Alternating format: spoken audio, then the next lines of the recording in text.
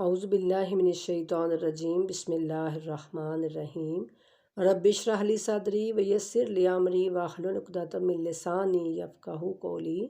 واجعل لی وزیرا من اہلی اللہم صلی علی محمد وآل محمد وبارک وسلم تسلیما۔ اچھا جی، ہمارا جو ہے البقرہ کا آیت نمبر 36، ٹھیک ہے، یہاں سے اپنے سبق کا آغاز کرتے ہیں۔ بسم اللہ الرحمن الرحیم فَأَزَلَّهُمَا الشَّيْطَانُ عَنْهَا فَأَخْرَجَهُمَا مِمَّا كَانَ فِيهِ وَقُلْنَا اهْبِطُوا بَعْضُكُمْ لِبَعْضٍ عَدُوٌّ وَلَكُمْ فِي الْأَرْضِ مُسْتَقَرٌّ وَمَتَاعٌ إِلَىٰ حِینٍ۔ پیچھے ہم نے پڑھا کہ اللہ رب العزت نے جناب آدم اور حوا کو کہا کہ اب جنت میں تم جو ہے وہ رہو سہو، لیکن ایک حد اللہ نے مقرر کی کہ یہاں تک اس طرح کے پاس مت جانا ورنہ تم ظالموں میں سے ہو جاؤ گے۔ اور یہاں پر اگلی آیت میں اللہ تعالیٰ فرما رہے ہیں کہ لیکن شیطان نے ان کو پھسلا کر وہاں سے نکلوا دیا اور ہم نے فرمایا کہ اتر جاؤ، تم ایک دوسرے کے دشمن ہو اور ایک وقت مقرر تک تمہارے لیے زمین میں ٹھہرنا اور فائدہ اٹھانا ہے، ٹھیک ہے۔ یعنی اللہ رب العزت نے جو ایک حد مقرر کی تھی نا کہ اس طرح کے پاس نہیں جانا، تو یہ تاریخ کی کتابوں میں لکھا ہوا ہے، سیرت کی کتابوں میں، کہ جب جناب آدم اور جناب حوا وہاں پر جنت میں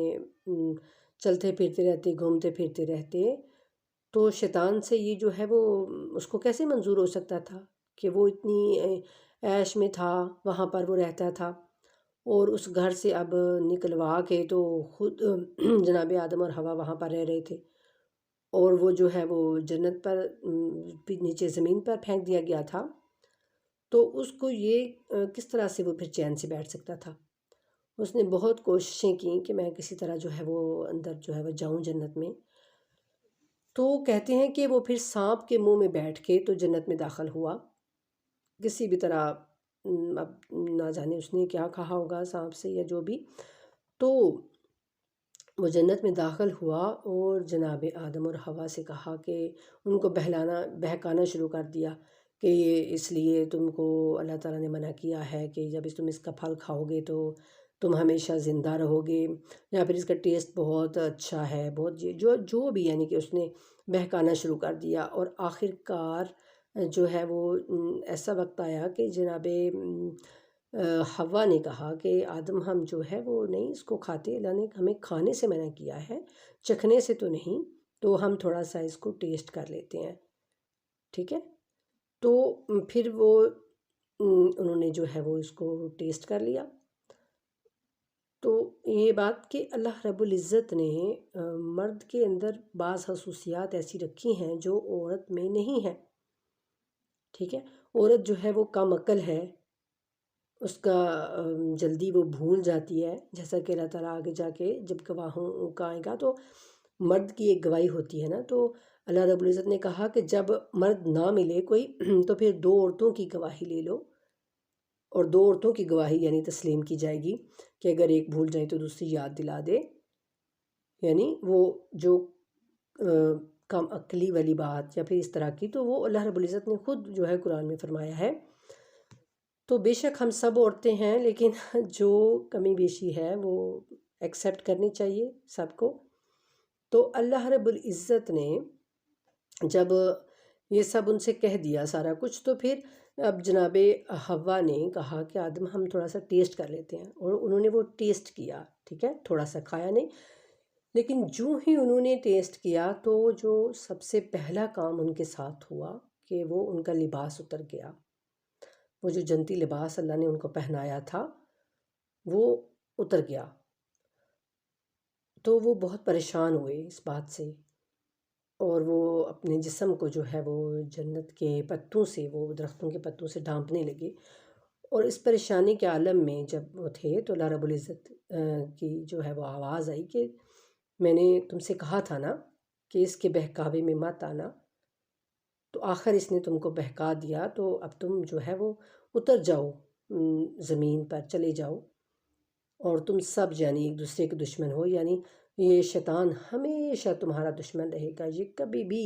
تمہارا جو ہے وہ ہمدرد نہیں بنے گا، تم ایک دوسرے کے دشمن ہو، یعنی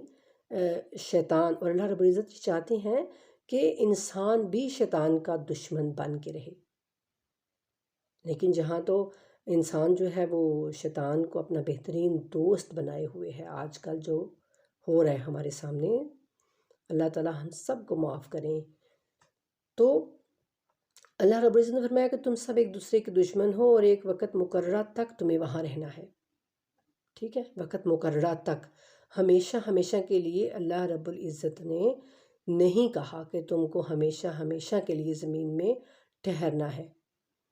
بلکہ صرف ایک خاص وقت تک، یعنی ایک مہلت دی گئی کہ اب جا کے وہاں پر تو اچھائیاں کرو۔ آگے اللہ تعالیٰ بتائیں گے، اس سے آگے آیت دیکھیں، فَتَلَقَّىٰ آدَمُ مِن رَبِّهِ کَلِمَاتٍ، نہیں وہ شاید اس سے آگے والے حصے میں آئے کہ اللہ رب العزت نے کہا کہ جب میری طرف سے پھر کوئی ہدایت آئے گی تو پھر اس کو ماننا، اس پر عمل کرنا، ٹھیک ہے، یعنی اللہ رب العزت نے یہ بتا کے بھیجا کہ میری ہی پیروی، میری ہی اطاعت کرنا، جو میری طرف سے آئے رسول پیغمبر اس کی اطاعت کرنا، تو پھر تم کامیاب ہو جاؤ گے۔ تو کہتے ہیں کہ پھر زمین پر اترنے کے بعد جو ہے بہت پریشان اور بہت جو ہے وہ مصیبت میں رہے، اور جناب حوا اور آدم، اور وہ آپس میں بچھڑ بھی گئے دونوں، تو بہت جو ہے وہ سال اسی طرح ایک دوسرے کی تلاش میں اور مصیبت میں مارے مارے پھرتے رہے۔ تو پھر جب انہوں نے کہا کہ اے رب ہمارے، یا ہم پہ رحم کر، تو اللہ رب العزت نے فوراً پھر جو ہے وہ ان کی دعا کو قبول کیا۔ فَتَلَقَّىٰ آدَمُ مِن رَبِّهِ کَلِمَاتٍ فَتَابَ عَلَيْهِ إِنَّهُ هُوَ التَّوَّابُ الرَّحِيمُ، حضرت آدم علیہ السلام نے اپنے رب سے چند کلمات سیکھ لیے، ٹھیک ہے، یعنی اللہ رب العزت سے معافی مانگنے کے لیے بھی اللہ رب العزت نے پھر ان کو کچھ کلمات سکھائے، کچھ بات بتائی۔ تو ایک تو یہ ان کی دعا ہے قرآن کریم میں، ربنا ظلمنا انفسنا وان لم تغفر لنا وترحمنا لنکونن من الخاسرین، یہ جناب آدم علیہ السلام کی دعا ہے کہ اللہ بے شک ہم نے جو ہے وہ اپنے اوپر ظلم کیا ہے، لیکن اگر آپ ہمیں معاف نہیں کریں گے، ہماری مغفرت نہیں کریں گے، تو ہم پھر خسارہ اٹھانے والوں میں ہو جائیں گے۔ تو جب انہوں نے یہ دعا پڑھی ہوگی تو پھر اللہ رب العزت نے پھر جو ہے ان کی فوراً سے دعا جو ہے وہ قبول کر لی، اور یہ کہتے ہیں کہ پھر ان کو جو ہے جناب آدم اور جناب حوا کی جو ہے وہ پھر وہاں پر ملاقات ہوئی، مدینے میں جو مکے میں جو پہاڑی ہے نا، تو وہاں پر پھر ان دونوں کی ملاقات ہوئی، اور اللہ کے حضور میں انہوں نے توبہ کی، اور اللہ رب العزت نے فوراً جو ہے، اللہ کہتے ہیں کہ ان پر توجہ فرمائی، اللہ تعالیٰ نے ان پر توجہ فرمائی، اور بے شک وہ توبہ قبول کرنے والا اور رحم کرنے والا ہے۔ قُلْنَا اهْبِطُوا مِنْهَا جَمِيعًا فَإِمَّا يَأْتِيَنَّكُم مِّنِّي هُدًى فَمَن تَبِعَ هُدَيَّ فَلَا خَوْفٌ عَلَيْهِمْ وَلَا هُمْ يَحْزَنُونَ۔ ہاں جی، یہ آیت آ گئی، اور اللہ کہہ رہے ہیں کہ ہم نے حکم دیا تم سب یہاں سے اتر جاؤ، اور جب تمہارے پاس میری ہدایت پہنچے تو جنہوں نے میری ہدایت کی پیروی کی تو ان پر کوئی خوف اور غم نہیں ہوگا، ٹھیک ہے۔ اللہ تعالیٰ نے یعنی ایک جو ہے وہ کلیہ بنا کے بھیجا، کلیہ ایک بتا کے بھیجا، ایک بات، ایک پوری یعنی کہ وہ ایک چیز سمجھا کے بھیجی کہ دیکھو میری طرف سے جب بھی کوئی ہدایت آئے گی تو جو اس ہدایت کی پیروی کرے گا، اطاعت کرے گا، اس پر پھر کوئی خوف نہیں ہوگا اور نہ ہی غم ہوگا۔ خوف کس چیز کا ہوتا ہے؟ خوف ہوتا ہے آنے والی چیز کا، کہ کوئی مصیبت آ نہ جائے، کوئی مشکل آ نہ جائے، یہ ہوتا ہے خوف۔ ہمارے پاس پیسہ ہے، ہم خرچ کر رہے ہیں تو یہ کہیں کم نہ ہو جائے، کہیں ختم نہ ہو جائے، خوف آنے والی چیز کا ہوتا ہے، ٹھیک ہے۔ اور غم کس چیز کا ہوتا ہے؟ غم ہوتا ہے جو چیز ہم سے کھو جاتی ہے، جو چیز پیچھے یعنی ماضی میں جو چیز ہمارے پاس نہ رہے، ہمارے پاس کچھ سہولتیں ہوں اور وہ ہم سے جو چلی جائیں تو ان کے جانے کا ہمیں غم ہوتا ہے، ٹھیک ہے۔ خوف نہیں ہوتا ہمیں کسی چیز کے جانے کا، جو آگے آنے والا مستقبل کا یعنی انسان کو خوف ہوتا ہے کہ پتہ نہیں وہ کیسا ہوگا، کس طرح سے ہوگا، اور جو چیز بچھڑ جاتی ہے چلی جاتی ہے اس کا غم ہوتا ہے۔ تو اللہ کہتے ہیں کہ ان پر نہ کوئی خوف ہوگا، یعنی قیامت کے دن یعنی عذاب کا خوف، ڈر اور مصیبت اور جہنم کا خوف، وہ سارا خوف ان سے چلا جائے گا۔ اور جو ان سے بچھڑ گیا، دنیا میں رہ گیا، جو یہاں پر مالدار تھا، بہت زیادہ خوشحال تھا، تو وہ سارا کچھ اگر جانے کا اس کو پھر وہ غم نہیں ہوگا، یعنی جنت میں وہ اس قدر پھر خوشیاں اس کو ملیں گی اور اس قدر اللہ کی نعمتیں ملیں گی کہ جو دنیا میں وہ نعمتیں چھوڑ کے گیا تھا، جو خوشحالیاں چھوڑ کے گیا تھا، اس کے چھوڑنے کا اس کو کوئی غم نہیں ہوگا، ٹھیک ہے۔ اور نہ پھر ان کو جہنم کا کوئی خوف ہوگا، اور نہ ہی جو پیچھے دنیا میں وہ چھوڑ کے گئے اس چیز کا ان کو غم ہوگا۔ کن کو؟ جو اللہ کی بتائی ہوئی ہدایت پر عمل کریں گے، اتباع کریں گے۔ اللہ کی طرف سے کوئی ہدایت آئی، ہمارے لیے آج کیا ہدایت ہے؟ اللہ کہتے ہیں کہ قرآن کریم میں نے تمہارے لیے ہدایت بنا کے بھیجا۔ تو آج ہمارے لیے جو ہدایت ہے وہ قرآن کریم ہے۔ آج ہم سب کو چاہیے کہ ہم قرآن کریم سے جڑ جائیں، اپنی ہر آنے والی جو زندگی میں ہمارے آنے والی کام ہیں ان سب کو ہم قرآن سے دیکھ کے کریں، ہم قرآن کی اتباع کریں، ہم رسول اللہ صلی اللہ علیہ وآلہ وسلم کی سنت کی اتباع کریں، ٹھیک ہے۔ تو وہ اللہ کہہ رہے ہیں کہ جو پھر میری ہدایت کی اتباع کرے گا، پیروی کرے گا اس کی، تو اس پر نہ کوئی خوف ہوگا نہ کوئی غم ہوگا۔ یہ جب جناب آدم دنیا میں آئے تب سے ہی اللہ نے یہ ایک کلیہ ان کے ساتھ ہی ان کو بتا کے سارا فارمولہ بھیج دیا کہ کامیابی کا فارمولہ یہ ہے، ٹھیک ہے نا۔ اور اب اللہ نے ایک فارمولہ نہیں دیا کہ ٹھیک ہے کامیابی کا یہ ہے اور ناکامی کا ہمیں پتہ ہی نہ ہو، پھر تو بات نہیں بنتی نا۔ بات تو تب بنتی ہے ہمیں دونوں چیزوں کا پتہ ہو، اچھائی کا بھی، برائی کا بھی، کامیابی کا بھی، ناکامی کا بھی۔ تو اللہ رب العزت نے ساتھ ہی فرمایا آگے، والذین کفروا وکذبوا بآیاتنا اولئک اصحاب النار ہم فیہا خالدون، کہ جنہوں نے انکار کیا، اور جو لوگ یعنی انکار کر دیں گے میری طرف سے جو ہدایت آئے گی اس کی اتباع نہیں کریں گے، اس کی پیروی نہیں کریں گے، بلکہ انکار کر دیں گے اور میری آیات کو جھٹلائیں گے۔ بآیاتنا کذبوا، جھٹلا دیں گے میری آیات کو، تو پھر وہ جہنمی ہیں۔ اولئک اصحاب النار، وہ دوزخ والے ہیں، جہنم والے ہیں وہ، اور ہم فیہا خالدون، وہ اس میں ہمیشہ ہمیشہ رہیں گے۔ یعنی جو میری طرف سے ہدایت آئے گی، جو اس پر عمل پیرا ہوں گے، ان پر نہ کوئی خوف ہوگا اور نہ کوئی غم ہوگا قیامت کے دن، اور جو اس کا انکار کر دیں گے، جھٹلا دیں گے۔ کہ اللہ تعالیٰ نے دو باتیں کی نا، انکار کر دینا سرے سے ہی، ماننا ہی نہیں، اور ایک مان کے تو پھر جو ہے اس پر عمل نہ کرنا اور مرضی اپنی کرنا، لا الہ الا اللہ پڑھ لینا،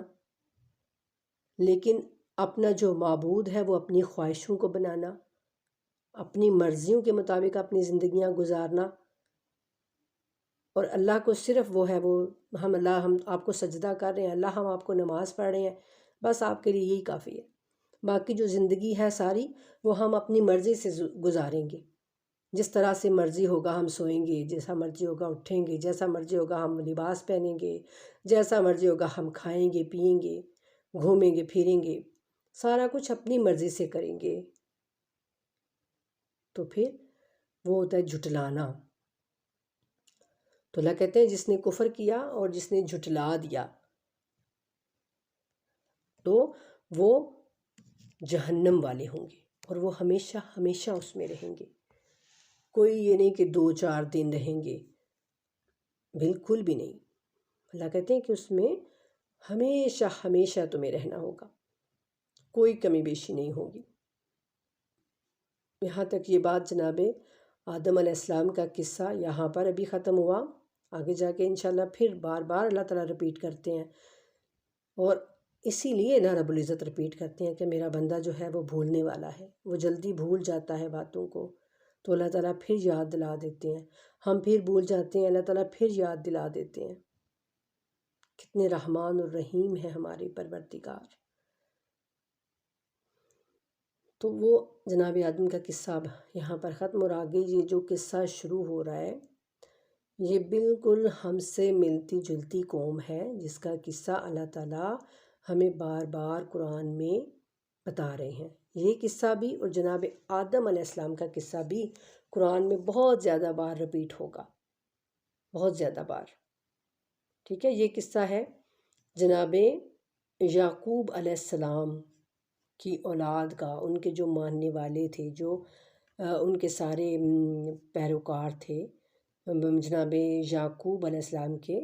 وہ کہلائے بنی اسرائیل۔ اسرائیل جو ہے وہ اس کا مطلب ہوتا ہے عبرانی میں کہ اللہ کا بندہ، اسرائیل، جیسے ہمارے ہاں عربی میں ہے نا کہ عربی میں ہے عبداللہ، اللہ کا بندہ، ایسے ہی عبرانی زبان تھی ان کی، اور عبرانی میں اسرائیل جو ہے اس کا مطلب تھا اللہ کا بندہ۔ تو جناب یعقوب کا جو نام تھا اسرائیل تھا، ٹھیک ہے، اسرائیل۔ تو اللہ تعالیٰ یہ بنی اسرائیل کی قوم جو ہے اس کا بہت تذکرہ کرتے ہیں۔ یہ میں نے آپ کو بتایا تھا نا کہ یہ جو ہے وہ شام سے اور فلسطین سے یہ سارے اٹھ کے تو آ کے مدینے میں آباد ہو گئے تھے، کیونکہ یہ توریت اور زبور اور انجیل میں پڑھتے تھے کہ اللہ کے رسول صلی اللہ علیہ وآلہ وسلم کی نشانیاں، کہ اس طرح سے ایک آخری پیغمبر آئیں گے اور وہ اپنی جو ہے وہ نبوت کا دعویٰ وہاں کریں گے، اور وہ نبی مقرر ہوں گے، تو پھر وہ پوری دنیا پر ان کا اسلام جو ہے وہ ان کا دین جو ہے وہ پوری دنیا پر چھا جائے گا اور ان کی حکومت ہوگی۔ یہ سارا کچھ انہوں نے اپنی کتاب میں توریت میں پڑھا ہوا تھا، اور وہاں سے اٹھ کے ہجرت کر کے پھر یہ یہاں پر آ گئے کہ جب وہ یہاں پر آ کے مبعوث ہوں تو پھر ہم جو ہے وہ سب سے پہلے ان پر ایمان لائیں۔ حالانکہ یہ بہت سالوں کے بعد جو ہے وہ یہ معاملہ پیش آیا، لیکن وہ اپنے بڑوں سے سنتے آ رہے تھے، اور ان کے پاس جو کتاب تھی اس میں بھی ساری نشانیاں موجود تھیں، تو وہ سب کچھ وہ جانتے تھے۔ تو وہ یہی تھا کہ فران کے پہاڑوں پر جو ہے وہ نبی آ کے تو وہ اپنی نبوت کا اعلان کریں گے اور وہ سارا کچھ۔ تو جب وہ یہاں پر آ کے مدینے میں آباد ہو گئے نبی پاک صلی اللہ علیہ وآلہ وسلم کے منتظر بن کر، تو اب آپ یہ سارا قصہ ان کا سنیں گے اور دیکھیں گے کہ یہ کس قدر ہم سے مشابہ قوم تھی، اور اسی لیے اللہ تعالیٰ ہمیں بار بار اس قوم کے بارے میں جو ہے وہ بتا رہے ہیں۔ کیا ارشاد ہو رہا ہے؟ ارشاد باری تعالیٰ ہو رہا ہے، یا بانی اسرائیل اذکروا نعمتی التی انعمت علیکم و اوفوا بعہدی اوف بعہدکم و ایایا فارہبون، کہ اے اولاد یعقوب، اے بنی اسرائیل، میری نعمتوں کو یاد کرو جو میں نے تم پر انعام کی، یعنی میں نے جو تم کو بخشی دیں، تم کو میں نے اپنی نعمتیں، اور میرے وعدے کو پورا کرو، تو میں بھی جو تم سے وعدہ میں نے کیا ہوا ہے وہ اس کو پورا کروں گا۔ تم میرے وعدے کو پورا کرو، میں تمہارے وعدے کو پورا کروں گا، اور مجھ ہی سے ڈرتے رہو۔ اللہ تعالیٰ بنی اسرائیل کو اپنی نعمتیں یاد کروا رہے ہیں کہ جو ہم نے تم کو کی، اور جو وعدہ تم نے کیا تھا، کون سا وعدہ؟ وہی وعدہ کہ جو بھی اللہ کی طرف سے ہدایت آئے گی اس کو پورا پورا ہم مانیں گے، اتباع کریں گے۔ جب بھی ہم دنیا میں پیدا ہوتے ہیں، الحمدللہ مسلمان کے گھر پیدا ہو رہے ہیں ہم، تو ہمیں پتہ ہے لا الہ الا اللہ، ہمارا اپنے رب سے وعدہ ہے کہ اللہ کے علاوہ کوئی ہمارا الہ نہیں ہے، آپ کے علاوہ کسی کی بھی ہم بات کو نہیں مانیں گے۔ تو وہی وعدہ اللہ تعالیٰ بنی اسرائیل کو بھی یاد دلا رہے ہیں۔ وَآمِنُوا بِمَا أَنزَلْتُ مُصَدِّقًا لِمَا مَعَكُمْ وَلَا تَكُونُوا وَلَا كَافِرٍ بِهِ وَلَا تَشْتَرُوا بِآيَاتِي ثَمَنًا قَلِيلًا وَإِيَّايَ فَاتَّقُونِ۔ اچھا جی، اور اس پر ایمان لاؤ جو میں نے نازل کی، وہ تمہاری کتابوں کی تصدیق کرتی ہے، اور تم اس کے پہلے منکر نہ بنو، اور میری آیات کو تھوڑی قیمت پر نہ فروخت کرو، اور صرف مجھ ہی سے ڈرو۔ اب یہ غور سے جو ہے ان آیات کو پڑھیے اور سنیے اور جاننے کی کوشش کیجیے۔ اللہ کہہ رہے ہیں کہ اس پر ایمان لاؤ جو میں نے نازل کیا، یعنی یہی قرآن مجید، وہ تمہاری کتابوں کی تصدیق کرتا ہے، یعنی یہ قرآن کریم یہ تصدیق کرتا ہے کہ توریت اور انجیل اور زبور وہ سب اللہ کی جانب سے نازل ہوئی ہیں، اور تم اس کے پہلے منکر نہ بنو، یعنی تم آئے تھے منتظر بن کر کہ انتظار کر رہے ہیں ہم اپنے نبی کا، اور اب تم اس کے پہلے انکار کرنے والے بن رہے ہو، اور میری آیات کے کو جو ہے وہ تھوڑی قیمت پر نہ بیچو۔ یعنی کیا مطلب؟ اللہ کی آیات، یعنی اللہ کی جو آیات تھی وہ اس میں تحریف کرتے تھے۔ اب جب میں نے آپ کو بتایا پیچھے کہ جناب وہ سارے جو تھے وہ جناب اسحاق علیہ السلام کی اولاد میں سے سارے وہ جو تھے نا وہ انبیاء آئے تھے، باقی جناب عیسیٰ تک بہت سارے، لیکن جو جناب محمد مصطفیٰ صلی اللہ علیہ وآلہ وسلم ہیں یہ جناب اسماعیل علیہ السلام کی جو ہے وہ پشت سے آئے ہیں، جناب اسماعیل کی لڑی سے، ٹھیک ہے۔ تو یہ ان کو بس وہ حسد تھا، وہ بغض تھا کہ نہیں نبی تو جو ہے وہ ہم میں سے ہی ہونا چاہیے تھا، یہ اللہ نے ایسا کیوں کیا؟ تو اب اللہ رب العزت کی مرضی، اللہ کو کوئی روک سکتا ہے کیا؟ یا اللہ کو کوئی اپنی بات کا پابند کر سکتا ہے کیا؟ لیکن انہوں نے اس چیز کو جو ہے وہ بہت بڑا ایشو بنا لیا، اور وہی جو شیطان نے کیا تھا، بغض اور حسد اور تکبر، وہی سارا کچھ یہاں ان میں آ گیا کہ وہ جو اپنے اندر ان کی توریت میں لکھی ہوئی تھی نشانیاں جناب رسول اللہ صلی اللہ علیہ وآلہ وسلم کی، اب وہ اس کو تحریف کرنے لگے، اس میں وہ جو ہے وہ اس کو بدلنے لگے، اور لوگوں کو بدل کر بتاتے کہ نہیں یہ تو ایسے ہی نبی ہیں، کوئی نہیں، یہ نہیں ہے، یہ تو وہ نشانیاں ان میں پوری نہیں اتر رہی، جھوٹ بولنے لگے وہ، تاکہ تھوڑی پیسی دنیاوی کی وہ دنیا میں یعنی کہ وہ اس کے بدلے پیسے کما لیں۔ تو اللہ کہتے ہیں کہ میری آیات کو تھوڑی قیمت پر نہ بیچو، اور صرف مجھ ہی سے ڈرو۔ وَلَا تَلْبِسُوا الْحَقَّ بِالْبَاطِلِ وَتَكْتُمُوا الْحَقَّ وَأَنْتُمْ تَعْلَمُونَ، اور حق کو باطل کی آمیزش نہ کرو، حق کو باطل کی، یعنی حق اور باطل کو آپس میں نہ ملاؤ، ٹھیک ہے، حق کو باطل کی آمیزش نہ کرو، اور نہ ہی جان بوجھ کر حق کو چھپاؤ۔ یعنی اللہ رب العزت بتا رہے ہیں ان کو کہ اب لوگوں کو بتاؤ کہ حق کیا ہے اور باطل کیا ہے، یعنی حق نبی پاک صلی اللہ علیہ وآلہ وسلم ہے، اور باطل جو ہے وہ کفر ہے، اور ان کے اندر وہ حسد اور بغض اس قدر تھا کہ وہ کافروں کو، حتیٰ کہ جو یہودی تھے، یہودی قوم تھی وہ، تو وہ کافروں کے ساتھ مل جاتی اور کافروں کو وہ کہتی کہ تمہارا دین جو ہے وہ بہتر ہے، بجائے اس کے کہ وہ رسول اللہ صلی اللہ علیہ وآلہ وسلم کا یعنی کہ حق کا ساتھ دیتے۔ تو وہ اللہ رب العزت فرما رہے ہیں کہ حق اور باطل کو مت ملاؤ، اور نہ ہی جان بوجھ کر حق کو چھپاؤ، یعنی جو تمہارے اندر کتابوں میں لکھا ہوا ہے وہ سچ سچ لوگوں کو بتاؤ کہ یہی وہ نبی ہیں جن کا ہم انتظار کر رہے تھے، اور برحق نبی ہیں یہ، اور تم خود بھی جو ہے ان پر ایمان لے کے آؤ، اور دوسروں کو بھی، بلکہ اس کا دو پیغام کے وہ بھی نبی مکرم صلی اللہ علیہ وآلہ وسلم پر ایمان لے کے آئیں، ٹھیک ہے، یہ اللہ تعالیٰ ان سے فرما رہے ہیں۔ لیکن وہ یہودی قوم اس قدر ٹیڑھی تھی کہ آپ کو قرآن میں پڑھ کے تو سارا یہ پتہ چلے گا۔ اور آگے اللہ کیا فرما رہے ہیں ان سے، وَآقِمُوا الصَّلَاةَ وَآتُوا الزَّكَاةَ وَارْكَعُوا مَعَ الرَّاكِعِينَ، نماز کو قائم رکھو۔ کچھ میں نے آپ کو بتایا نا، قائم رکھنے کا مطلب یعنی نماز کی فکر کرنا، نماز کا لحاظ کرنا، نماز کو بہترین طریقے سے ادا کرنا، وہ ہے نماز کو قائم کرنا،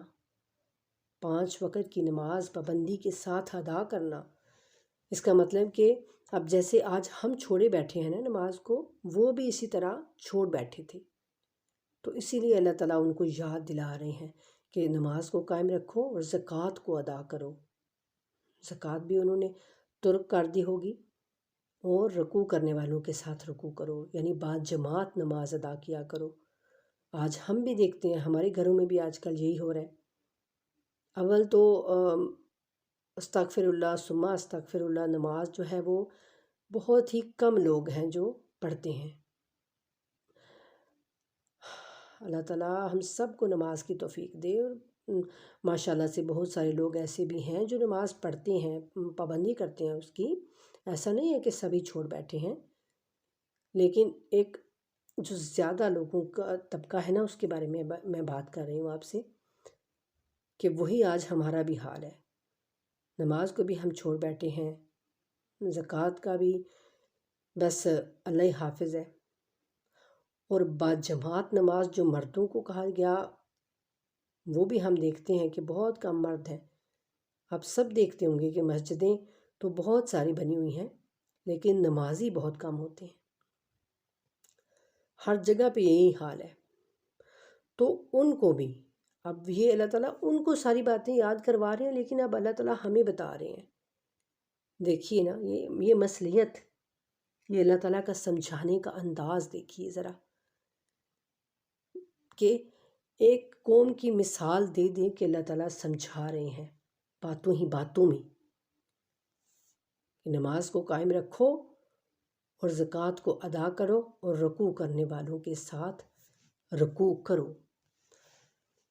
آتامرون الناس بالبر وتنسون انفسکم وانتم تتلون الکتاب افلا تعقلون۔ اب یہ دیکھیے بہت ہی بہترین بات جو آج کل ہمارے علماء میں بھی آ گئی ہے بہت زیادہ، اللہ تعالیٰ ہم سب کو معاف کرے۔ کیا فرما رہے ہیں اللہ رب العزت، کیا تم لوگوں کو بھلائی کا حکم دیتے ہو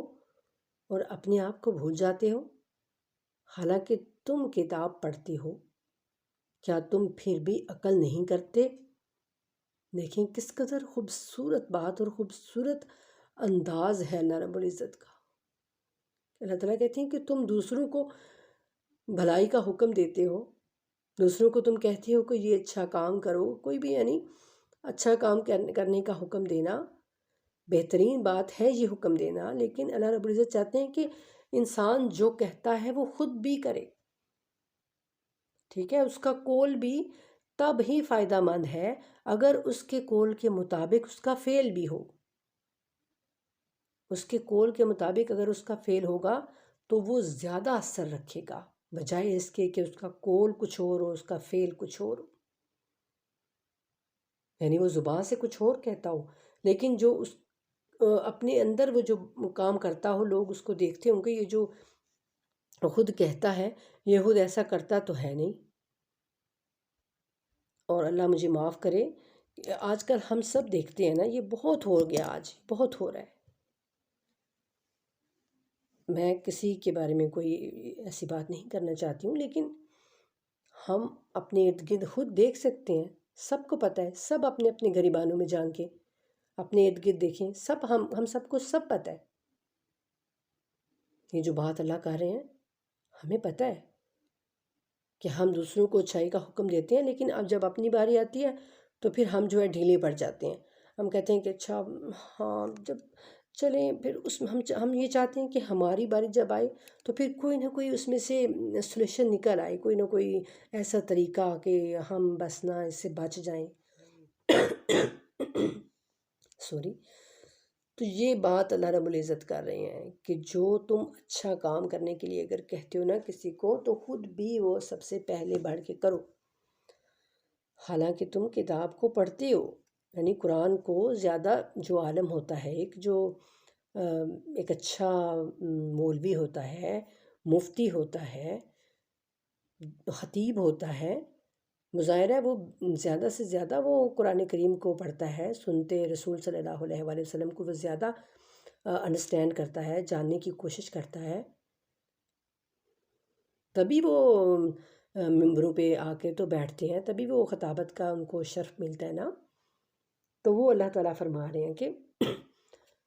تم خود جو ہو یعنی زیادہ کتاب کو پڑھتے ہو، تو کیا تم پھر بھی عقل نہیں رکھتے؟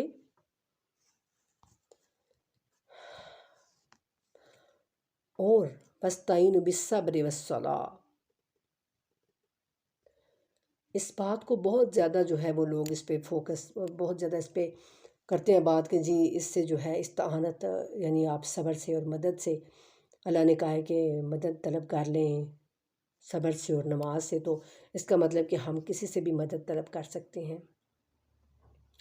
مجھے نہیں پتہ، میں تو بہت ایک ادنا سی طالب علم ہوں، لیکن جتنا مجھے پتہ ہے کہ دیکھیے اللہ رب العزت نے ہمیں فرمایا کہ ایاک نعبد و ایاک نستعین۔ اب ایاک نعبد میں اگر ہم کسی اور کی عبادت کر سکتے ہیں ساتھ تو پھر ٹھیک ہے، و ایاک نستعین میں بھی آپ جس کو چاہیں وہ ساتھ میں شامل کر لیں،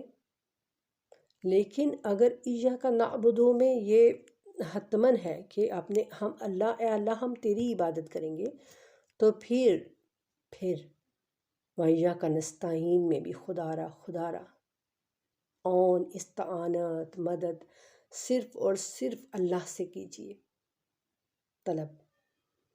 صرف اور صرف اللہ سے طلب کیجیے۔ یہاں پر کیونکہ دیکھیے یہ بنی اسرائیل کا ساری وہ بات آ رہی ہے نا، سارا انہی کی قصہ آ رہا ہے، تو انہی کو ہی خطاب ہو رہا ہے کہ وَاسْتَعِینُوا بِالصَّبْرِ وَالصَّلَاةِ، اور تم مدد حاصل کرو صبر سے اور نماز سے کے ذریعے سے، یعنی اس کا مطلب کہ انہوں نے بھی جو ہے وہ چھوڑ دیا ہوا تھا استعانت، جو ہے وہ صبر سے اور نماز سے چھوڑ دی ہوئی تھی انہوں نے بھی طلب کرنا۔ اب صبر اور نماز جو ہے وہ کوئی اللہ کا شریک نہیں ہے، وہ تو اللہ کی عبادات ہیں۔ اگر ہم صبر کرتے ہیں تو بھی وہ اللہ کی عبادت ہے، صبر کرنا بہت بڑی عبادت ہے اللہ کی۔ ہم گناہوں پہ صبر کرتے ہیں، ہم میں کوئی چیز نہیں ملتی تو ہم اپنی کمی پہ صبر کر لیتے ہیں، ہم اپنے رب کے آگے واویلا نہیں کرتے، ہم کسی دوسرے کے سامنے شور شرابہ نہیں کرتے، بلکہ ہم صبر سے کام لیتے ہیں، تو صبر بہت بڑی عبادت ہے خود۔ اور والصلاۃ، نماز تو بے شک